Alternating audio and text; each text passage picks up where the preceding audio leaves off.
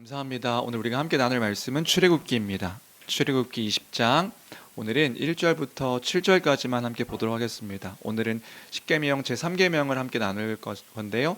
그 3계명까지를 다루는 말씀인 출애굽기 20장 1절부터 7절까지 말씀만 함께 보도록 하겠습니다.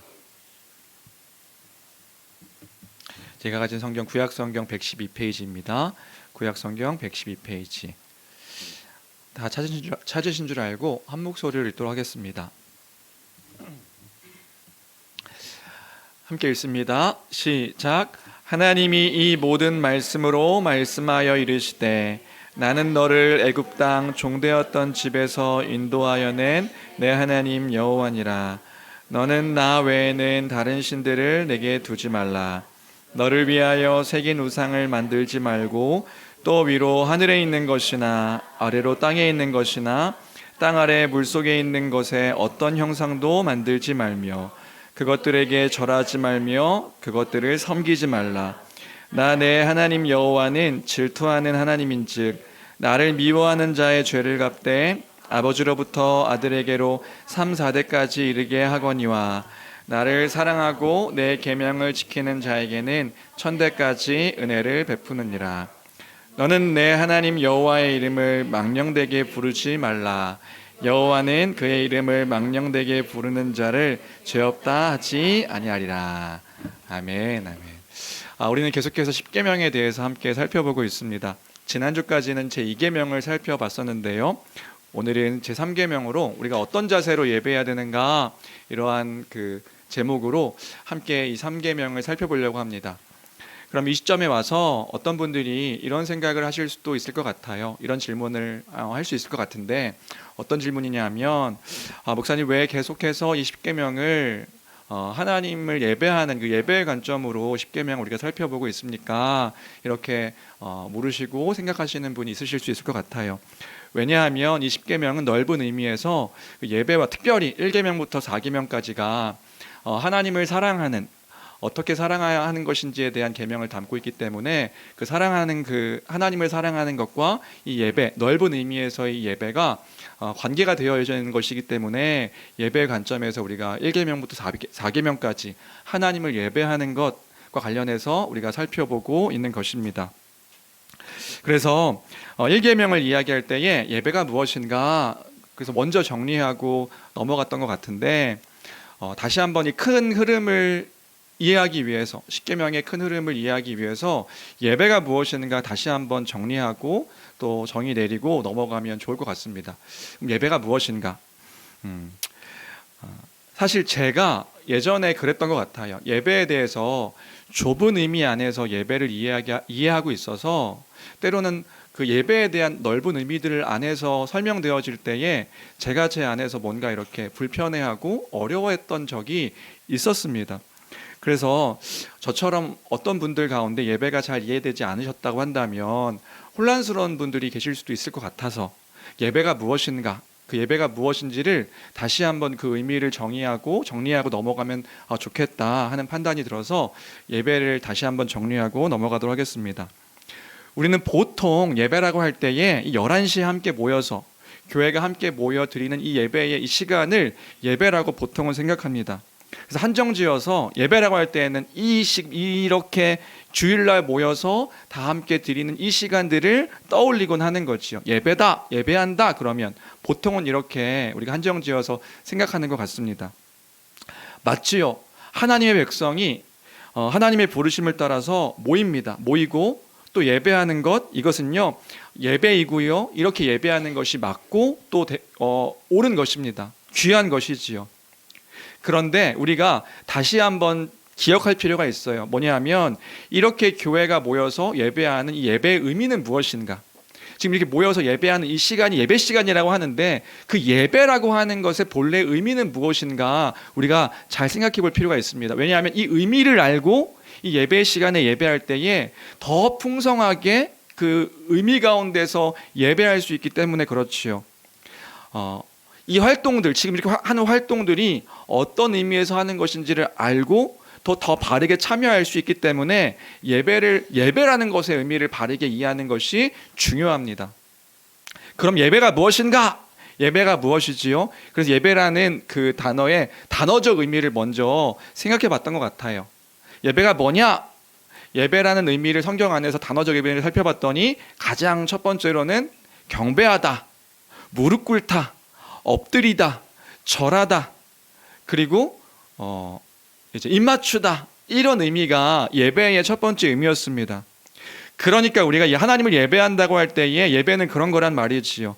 하나님의 말씀인 성경을 통해서 알게 된 그 하나님, 그 하나님을요, 삼위 하나님의 그 주인 되심과 다스리심과 통치하심을 우리가 인정하여서 그분을 경배하는 것입니다.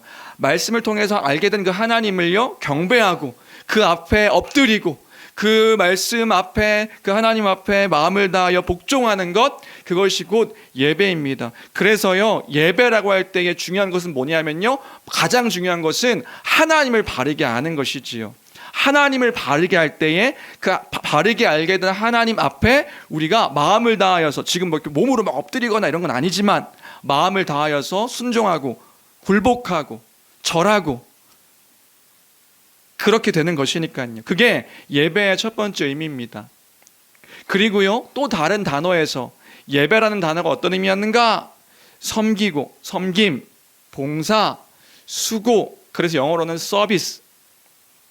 그래서 경배하기 때문에 그 경배함을 반응하여 드리는 우리의 수고, 우리의 행위, 그것이 곧 예배인 것입니다. 그래서 우리가 예배 때에요, 우리의 행동들이 포함되어져 있는 거예요. 단순히 마음으로 그 주의 말씀에 굴복합니다, 이런 것으로 끝나는 것이 아니라 우리가 행동하는 겁니다. 뭘 행동해요? 하나님을 찬양하지요. 우리가 곡조를 붙여서, 멜로디를 붙여서 하나님을 찬양합니다. 그 찬양의 내용이 무엇인가요? 알게 된 하나님을 고백하는 거예요. 그리고 또 뭐 하나요? 알게 된 그 하나님께 기도하는 겁니다. 또요, 그 말씀을 듣고 말씀을 통하여서 알게 된 하나님께 헌금도 하고요. 이것이 우리의 믿음의 고백입니다. 주님의 것입니다. 고백하며 헌금하기도 하고요. 이런 봉사하는 모든 행위들을 예배라고 하는 거예요. 이러한 예배됨의 의미를 생각할 때 교회로서 공적으로 모여서 하나님의 백성들이 하나님을 예배하는 이 시간들이 너무나도 귀한 시간인 것입니다. 주님이 부르셨고 그 부르심에 반응하여서 그 말씀 가운데 하나님께 경배하고 무릎 꿇으며 우리의 활동하는 이 모든 활동들의 행위들이 예배이기 때문에 공적으로 함께 모여 이 주일날 주님의 날에 모여서 예배하는 것 너무 중요하다. 하나님을 알아서 그리스도 안에서 하나 된 자들이 함께 예배하는 건 너무 중요한 일이지요. 그래서 우리는요, 이 시간을 가벼이 여겨서는 안 됩니다. 귀하게 여겨야 되는 것입니다. 주님이 그 안에서 하나로 예배하게 부르셨으니까요. 그런데 이 예배를 그렇게 좁은 의미 안에서 한정지어서 생각하는 것이 끝이 아니라는 거예요.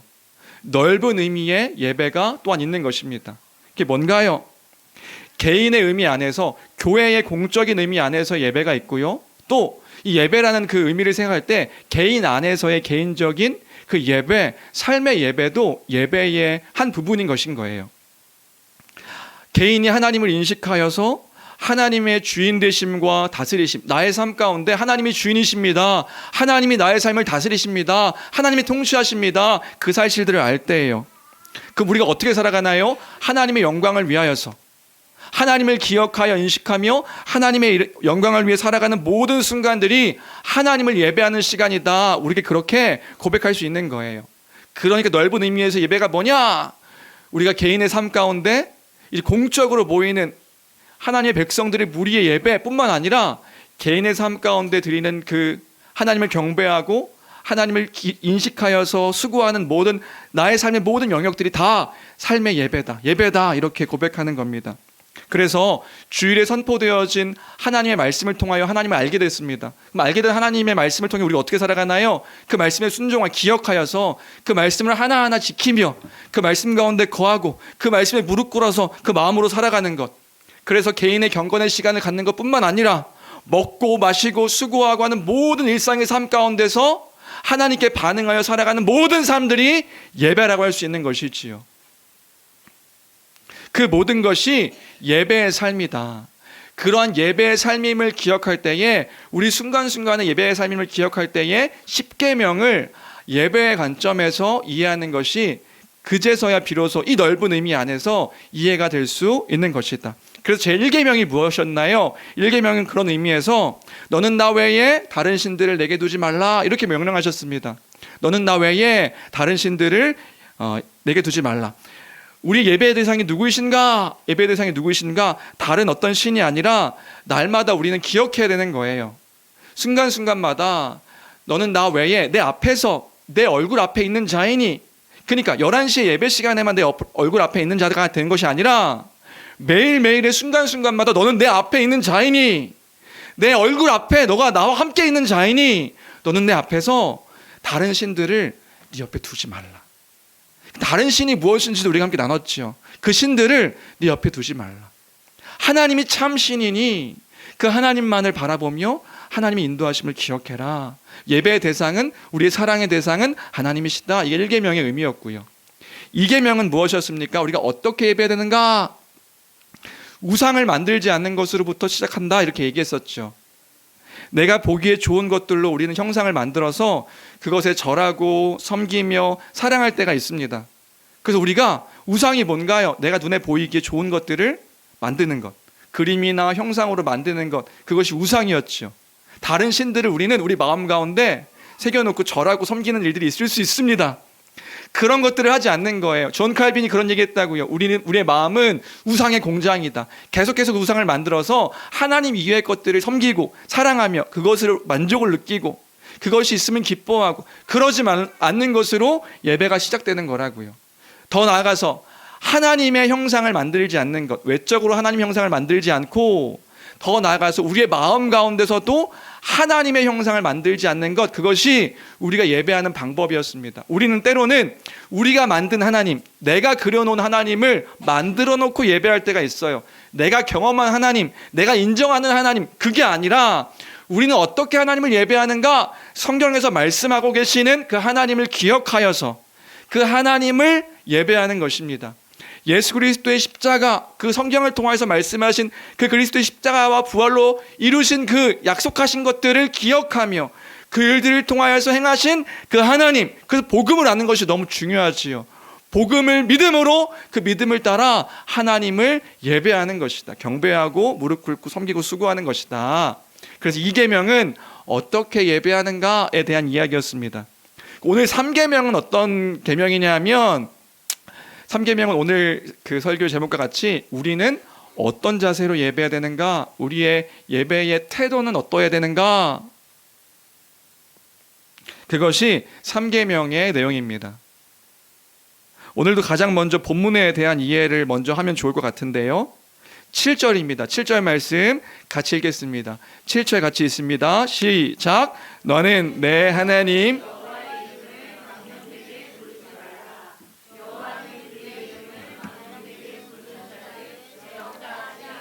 네, 3계명은 그런 거예요.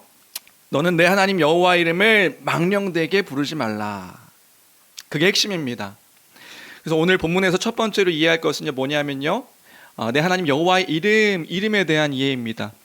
여러분, 이름이 무엇인가요? 이름은 어떤 사람들을 구분하는 보통 호칭이 이제 이름이지요. 그래서 정일국, 박직원, 박병호, 정의연, 이런 이름들이 우리에게 다 있습니다. 그럼 그 이름은 뭔가요? 서로를 구분하는 이제 호칭이 이름이죠.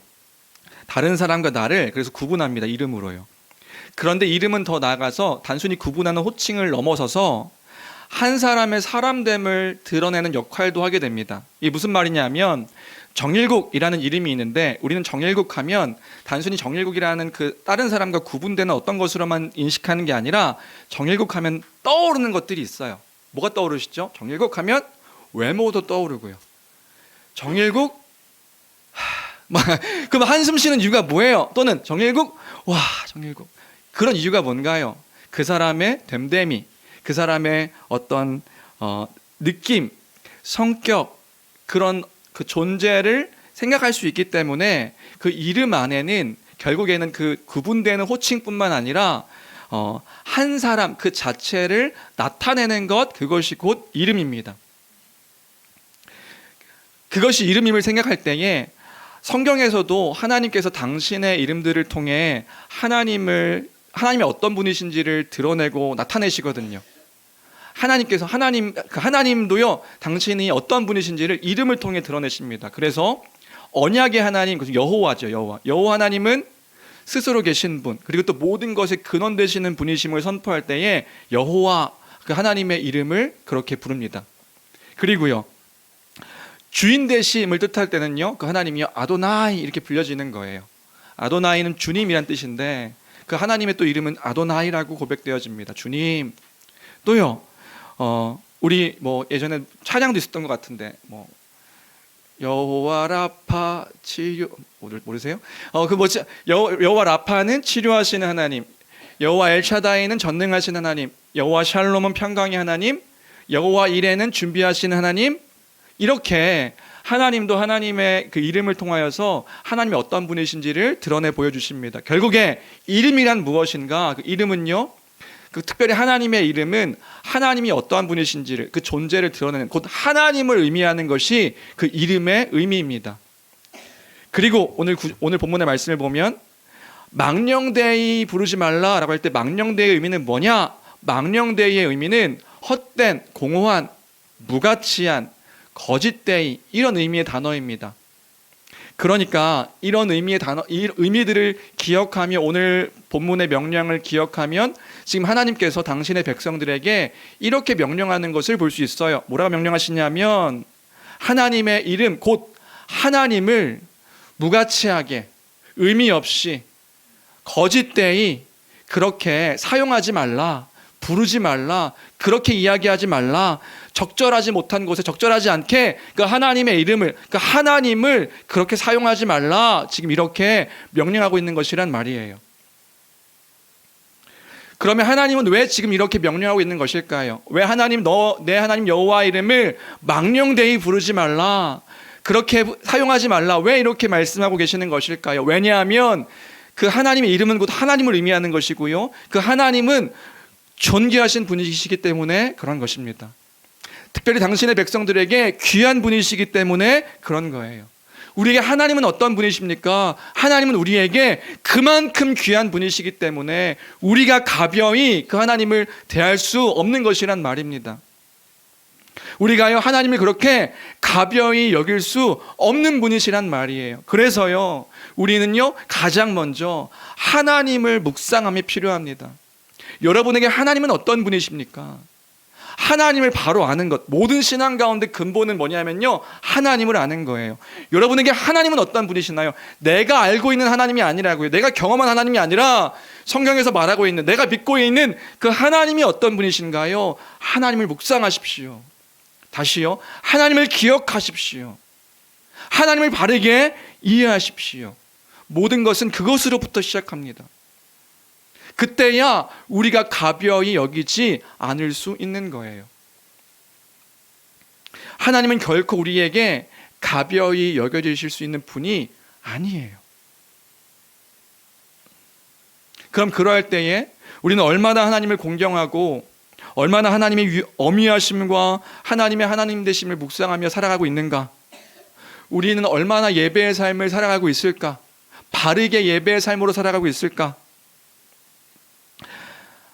하나님의 이름이 세상 밖에서도 그렇지만 교회 안에서도요, 너무나 가볍게 여겨지는 시대 가운데 우리가 살고 있는 것 같아요. 우리도 마찬가지로요, 하나님의 이름을 얼마나 가벼이 여기고 살고 있는가. 그런 우리들에게 지금 명령하시는 것은 그것입니다. 내 하나님 여호와 이름을 망령되이 부르지 말라. 그때에 우리의 자세는 어떤지 다시금 생각해 봐야 할 것입니다.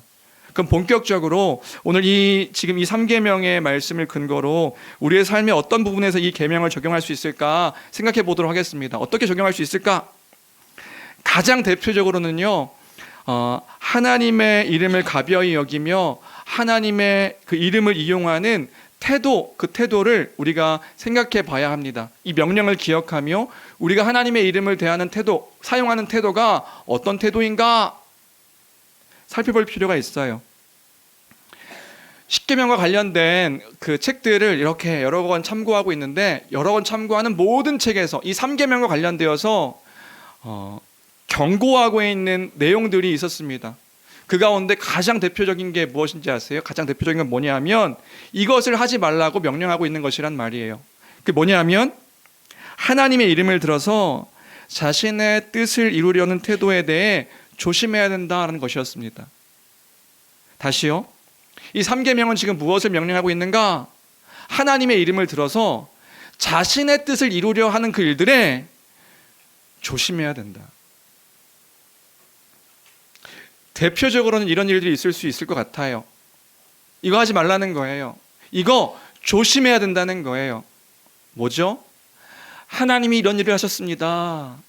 우리가요, 너무나 많이 사용되는 표현들인 것 같아요. 하나님이 하시는 일입니다. 하나님이 제게 이렇게 감동을 주셨습니다. 하나님이 지금 이 일들을 하셨습니다. 이런 마음을 주셨습니다. 이것이 하나님의 뜻입니다. 기도할 때 하나님이 제게 지금 이런 마음을 주십니다. 여기로 가라고 하십니다. 이것 하라고 하십니다. 라고 하는 그런 말과 태도들이요. 하나님이 주셨다는 거예요. 하나님이 지금 제게 이런 일을 하게 하신다는 거예요. 이것은 지금 하나님이 하신 일이라는 거예요. 이렇게 하나님의 이름을 들어서 자신의 생각들을 표현하는 그 일들을 우리는 조심해야 되는 것입니다. 이거 굉장히 조심해야 되는 말인 거예요. 왜요? 왜냐하면 이게 하나님을 들어서 하고 있는 말이거든요. 근데 우리는 굉장히 많이 이것들을 사용해요. 너무 익숙하게 해요. 이 시대의 흐름 가운데 그게 너무 익숙한 시대가 되어서 뭔가 특별히 기도할 때에 하나님께서 이런 감동을 주셔서 이런 마음을 주셔서 하나님이 주셔서 내가 지금 하고 있는 행동이 하나님이 나에게 지금 주신 그 마음이어서 내가 이거 하고 있습니다. 이거 굉장히 조심해야 된다고요. 왜요? 그분의 명예와 그분의 속성을 통해서 고백하는 그 고백의 내용이거든요. 그분이 어떤 분이신지를 들어서 지금 하나님이 그 하나님이 내게 이렇게 하라고 하셨습니다 라고 말하는 태도이기 때문에 우리는 조심해야 되는 것이란 말이에요. 그런데 우리는 자신의 일을 하면서 하나님을 사용할 때가 너무나 많은 거죠. 그럼 그렇게 이야기하는 사람들에게 누군가 질문합니다. 뭐라고 질문하냐면 근데 당신이 지금 하고 있는 행동이 하나님이 주신 마음인지 어떻게 합니까? 하나님이 하신 일인지 어떻게 합니까? 그러면 그분은 그렇게 대답하는 거죠. 제가 기도하는데 하나님께서 이런 마음을 주셨습니다. 제가 기도하는데 그런 마음을 주셨는데 이게 하나님이 주신 마음이 아니면 뭐란 말입니까? 되물어요. 어떤 일들을 하면서 하나님이 갑자기 이런 감동을 주셨는데 제가 이걸 거부할 수가 없었습니다. 어떻게 하나님이 주신 마음을 이렇게 내가 무시할 수 있단 말입니까? 또는요. 결과를 들어 얘기하는 거예요. 결과적으로 이게 좋은 결과인데 그럼 이 일이 하나님께서 하신 일이 아니라고 어떻게 이야기할 수 있습니까? 그런데 잘 생각해 보십시오. 하나님을 잘 섬기는 것 같은 사람들도 그런 이야기를 하지만 하나님을 이용하여서 자신의 뜻을 이루려고 하는 사람들도 이걸 가지고 와서 이야기할 때가 있어요. 그러면 정말 그것이 하나님의 뜻인지 우리는 그것을 무엇으로 증명할 수 있단 말인가요? 그런데 그분들이 너무 무책임하고 무서운 거예요. 왜요? 그 증명할 수 있는 방법은 없어요. 증명할 수 있는 방법은 자기 자신이에요. 내가 들었는데, 내가 이런 걸 받았는데, 지금 하나님이 이걸 하라고 하시는데, 이건 정말 무서운 일이란 말입니다. 그래서 우리가 조심해야 되는 일인 거예요. 많은 예를 들 수 있지만 저는 이런 그 일들을 볼 때마다 예전에도 한번 교회에서 예화를 들었을지 모르겠는데 이 예화가 항상 기억이 나요. 뭐냐면 제가 시험지 얘기 한번 드린 적 있나요? 시험지. 언젠가 어떤 학생이 시험을 치르는데 그 시험을 치른 학생이 공부를 하나도 안 하고 시험장에 들어간 겁니다. 공부를 안 하고 들어갔는데 우선 기도는 하는 거죠. 하나님, 오늘 시험 잘 보게 해주십시오. 하나님, 제가 오늘 시험 공부는 안 했지만 오늘 시험은 잘 보게 해주십시오. 기도했어요. 그런데 그날 시험지가 배부가 됐는데 답이 다 써 있는 거예요. 아니, 답이 다 써 있는 시험지. 그래서 그 친구가 어떻게 했을까요? 이거는 하나님의 뜻이구나. 기도 응답이구나. 그래서 답안지를 그대로 지금은 상상할 수 없죠. 지금은 막 난리가 날 거예요. 근데 예전에 들었던 예화, 저도 들었던 예화인데 그 시험지를 그대로 내서 이 친구가 이제 100점을 맞게 된 거죠. 쉬는 시간에 자랑을 합니다. 하나님이 내가 기도했더니 이 시험지, 답을 적힌 시험지를 내게 주셔서 내가 100점을 맞게 됐다. 야, 하나님이 하신 일이다. 내가 기도했더니 하나님께서 응답해 주신 일이다. 막 자랑하는 거예요. 그러니까 뒤에 있던 친구가 그 시험지 100점 받은 친구에게 그렇게 질문을 하는 거죠. 뭐라고요? 네가 믿는 하나님이 그런 신이냐고. 이 친구는 불신자 친구였던 것 같아요. 네가 믿는 하나님은 그런 신이냐고. 네가 믿는 하나님은 그렇게 부정직한 방법으로 너에게 도움을 주는 그런 하나님이냐고. 그 부정직한 방법으로 너를 도우시는 그런 하나님이냐고. 공부도 안 한 네가 다른 사람들보다 더 나은 점수를 받게 하는 것, 그게 공평한 하나님의 모습인 것이냐고. 오히려 너희 하나님은 그 시험지를 받았을 때에 정직하게 손을 들고 선생님, 답이 적혀 있습니다. 이 시험지를 바꿔주십시오. 라고 그렇게 정직하게 행동하는 모습을 너희 하나님께서는 더 원하시지 않으셨을까? 그 친구가 그런 이야기를 했다고 해요. 뭐가 맞을까요?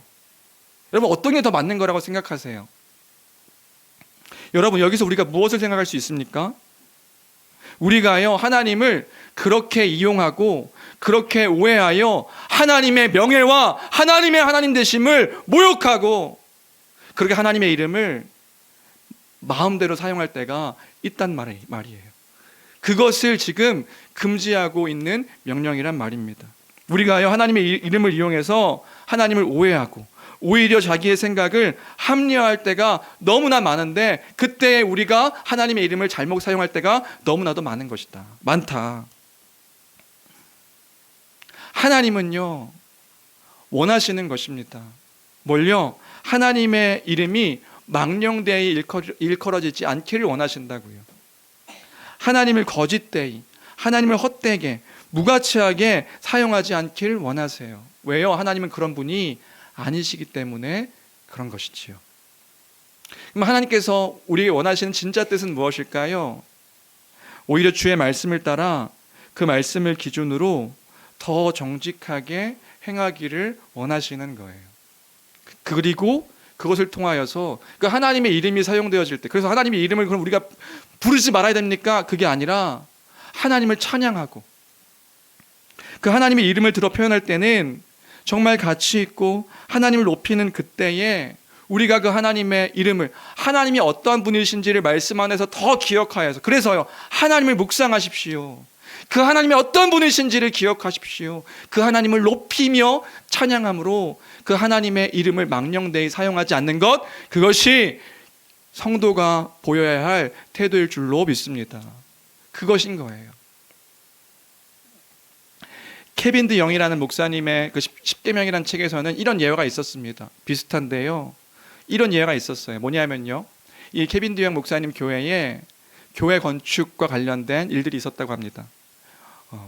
교회 예배당 이전 문제로 이제 성도들에게 헌금, 그 기부금을 요청하는 그러한 상황이 발생하게 되었대요.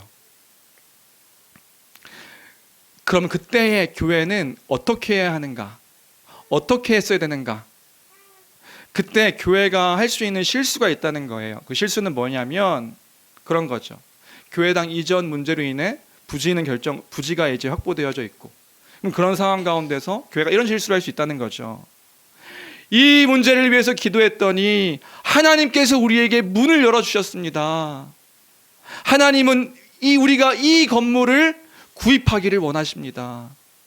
그러려면 교우들 모두가 함께 그 하나님을 위하여 헌금을 해야 할 것 같습니다. 여러분, 우리 헌금합시다.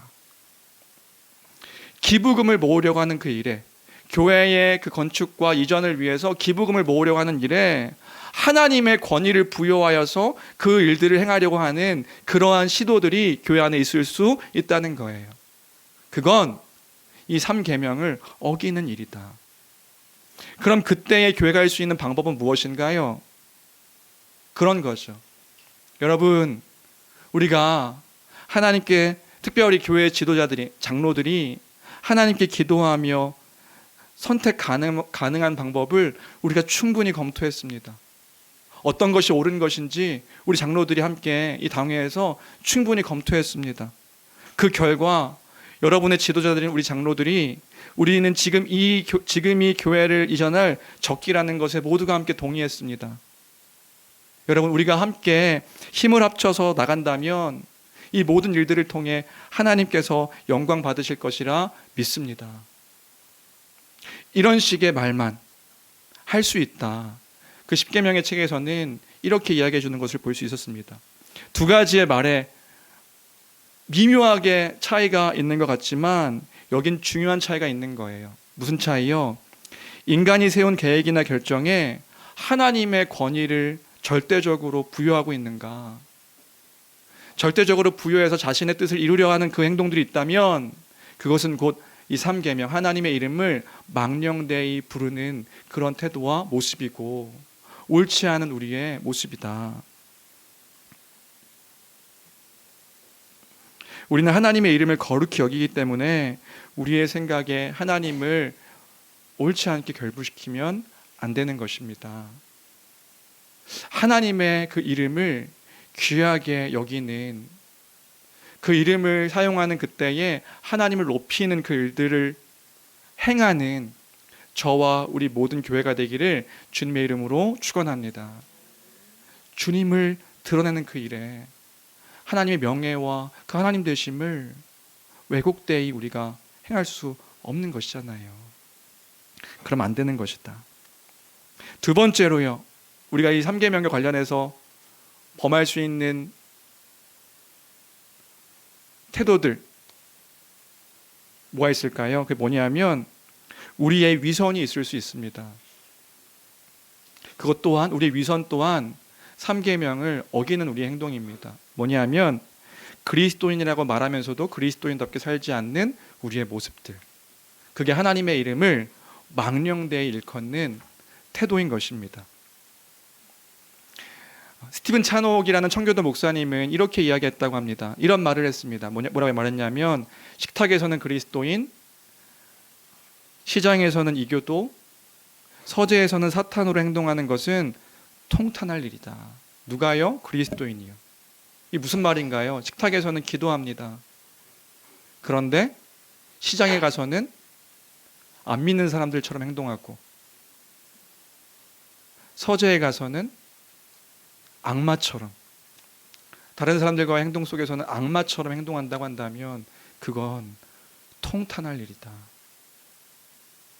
우리의 모든 일상이 그리스도인, 그 그리스도의 이름을 달고 있는 그러한 사람임을 잊지 않는 우리 모두가 되길 주님의 이름으로 축원합니다. 우리는 하나님의 대리자인 거예요.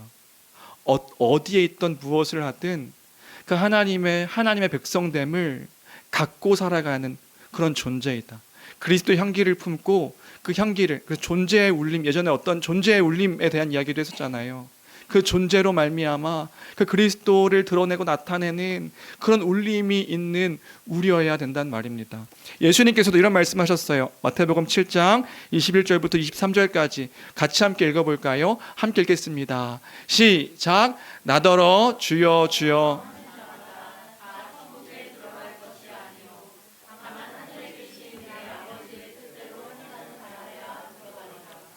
그날에 많은 사람이 나더러 이르되 주여 주여 우리가 주의 이름으로 선지자 노릇하며 주의 이름으로 귀신을 쫓아내며 주의 이름으로 많은 권능을 행하지 아니하였나이까 하리니 그때에 내가 그들에게 밝히 말하되 내가 너희를 도무지 알지 못하니 불법을 행하는 자들아 내게서 떠나가라 하리라.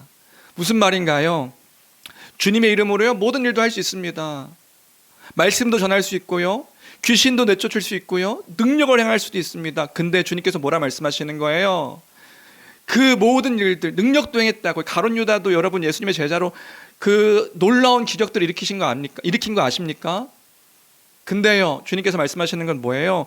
불법을 행하는 자들아 나를 떠나라. 내 아버지의 뜻대로 행하는 자라야 들어가리라. 마지막 날에 주님이 너를 모른다 말씀하신다는 거예요. 말씀하시는 것은 하늘에 계신 내 아버지의 뜻대로 행하는 자라야 그가 곧 성도임을, 그리스도임을 주님께서 말씀해 주고 계시는 것이지요. 그러니 우리가 우리의 삶의 행동들을 잘 살펴보며 생각해야 될 필요가 있습니다. 우리는 우리의 삶 가운데 그리스도인으로서 하나님의 이름을 존귀하게 가지고 그것을 따라 살아가고 있는 자인가? 여러분들의 삶 하나하나를 돌이켜 보십시오. 가정에서, 직장에서, 교회에서 만나는 사람들을 통하여 여러분들은 어떠한 삶을 살고 계십니까? 당신 때문에 내가 예수 그리스도를 믿겠습니다. 입니까? 당신 때문에 내가 입니까? 얼마 전에 넷플릭스에서 수리남이라는 그 드라마 영화인가요? 그걸 이제 방영했는데 아주 대히트를 쳤습니다. 저는 다 보지는 않고 이제 구분 이제 그 보았는데 보면서도 잘 만들었다 생각이 들지만 사실 화도 나고 슬프기도 하고 했던 것 같아요. 왜요? 거기 주인공이요 연기를 너무 잘하는데 그 연기를 너무 잘한 사람의 직업을 봤더니 사기꾼이요, 조폭, 사람을 죽이는 마약 그 운반 마약 두목이요. 근데 외부로는 뭐예요? 목사예요. 그리고 거기서 일하는 사람들은 다 누구예요? 전도사, 집사, 성도.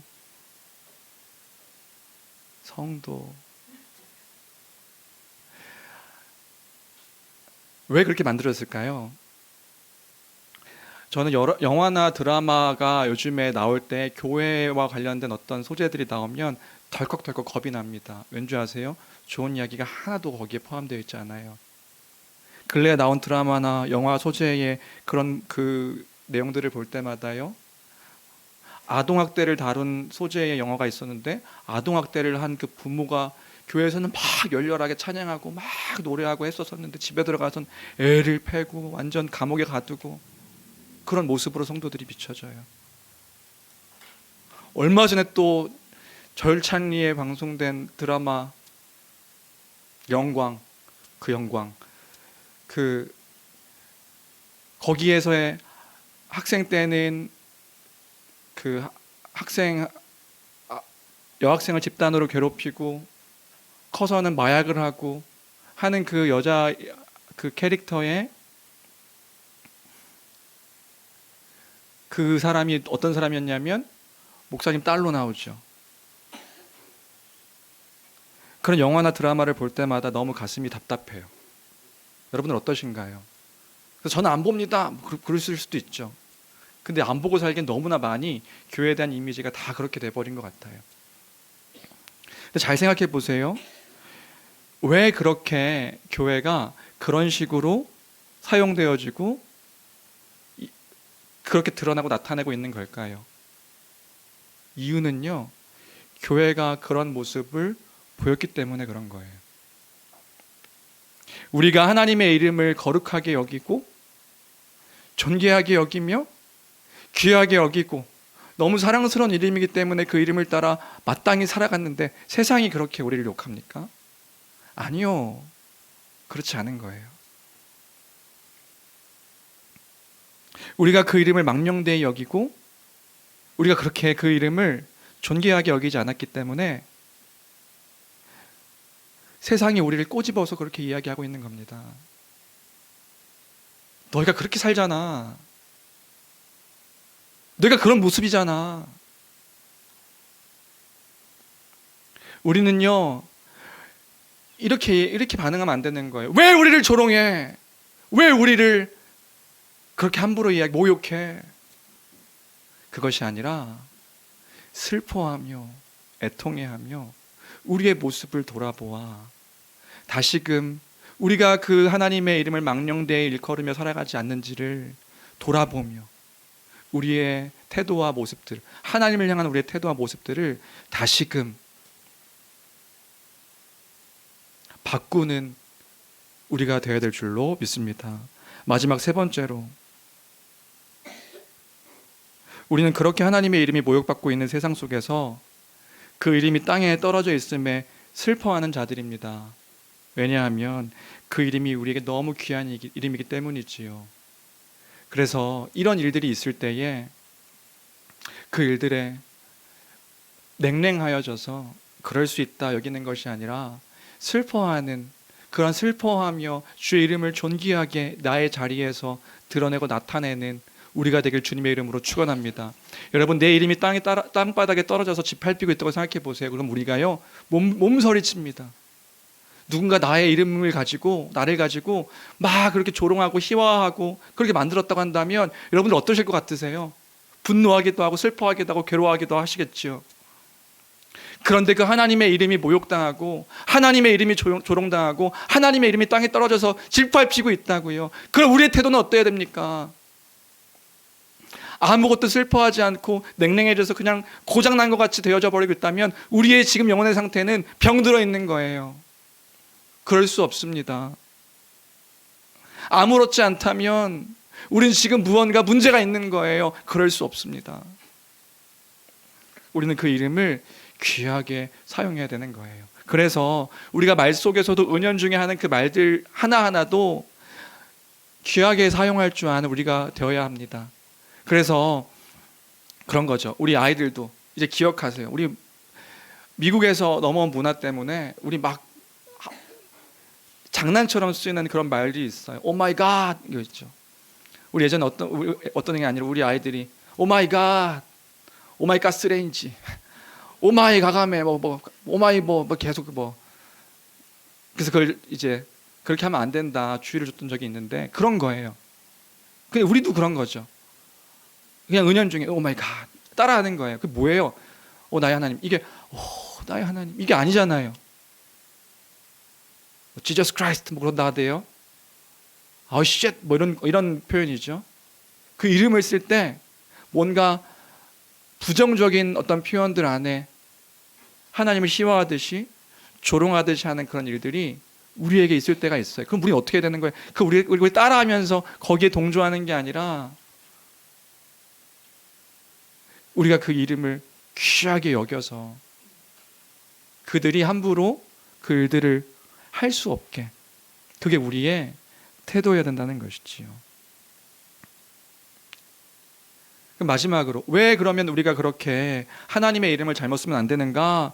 그것이 그렇게 큰 죄인가? 네, 그렇게 큰 죄다 이렇게 얘기하고 있는 거예요. 왜냐하면 그것은 하나님을 모욕하는 일이기 때문에 그런 것입니다. 하나님을 모욕하는 게 그렇게 큰 죄입니까? 예, 큰 죄라고요. 하나님을 모욕하는 거라고요. 하나님의 이름을, 그 명예를 떨어뜨리는 거라고요. 하나님을 우리가 조롱하는 거라고요. 하나님이 어떤 분이신지를 안다면 우리는 그렇게 할 수 없는 것이란 말이에요.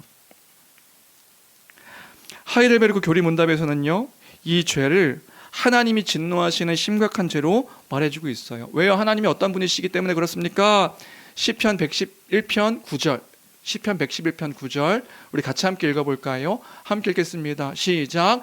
여호와께서 그의 백성을 속량하시며 그의 언약을 영원히 세우셨으니 그의 이름이 거룩하고 지존하시도다. 그의 이름이 거룩하고 지존하시기 때문에 그래요. 그 레위기에서는 이런 명령이 있는 거 혹시 아세요? 24장 16절입니다. 여러분 깜짝 놀라실 거예요. 24장 16절 같이 읽겠습니다. 시작. 여호와의 이름을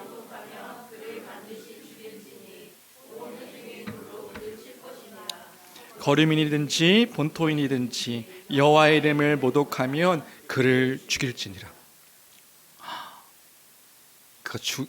모독하면 그 이스라엘 백성들 가운데 죽여라 이렇게 얘기했어요. 왜요? 그 이름이 존귀한 이름이기에 그 이름을 모독하는 것은 진노를 받아 그 모든 이들에게 이것이 큰 벌임을 알게 하기 위한 형벌이었습니다.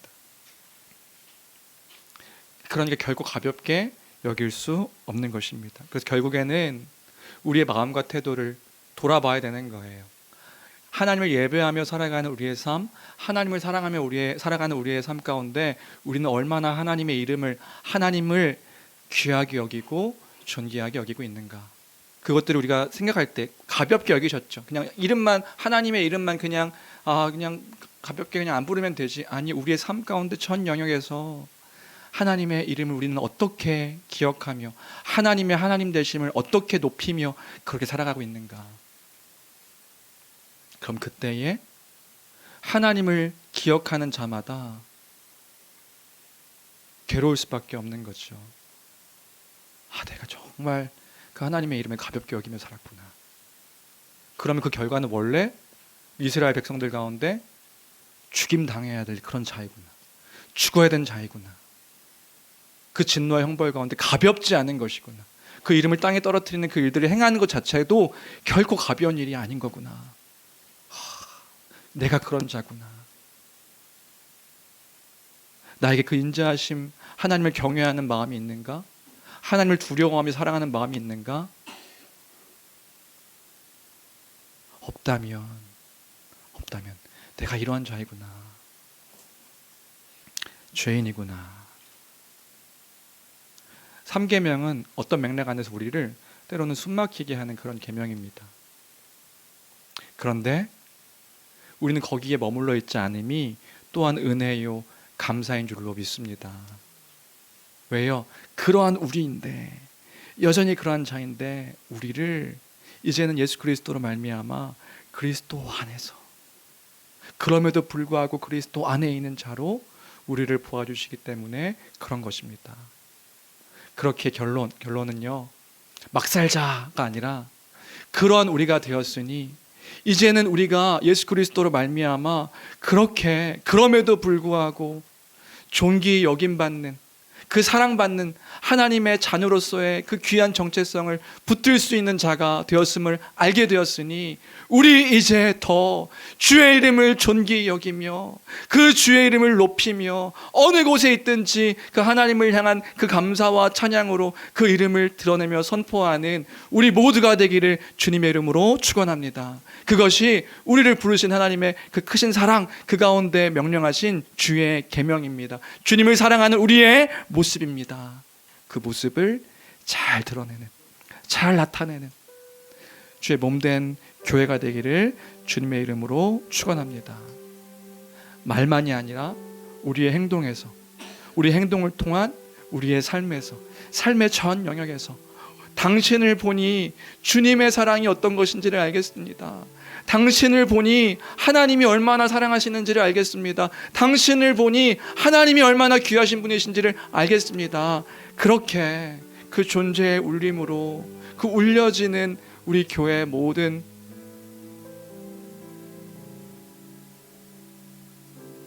성도들이 되었으면 좋겠습니다.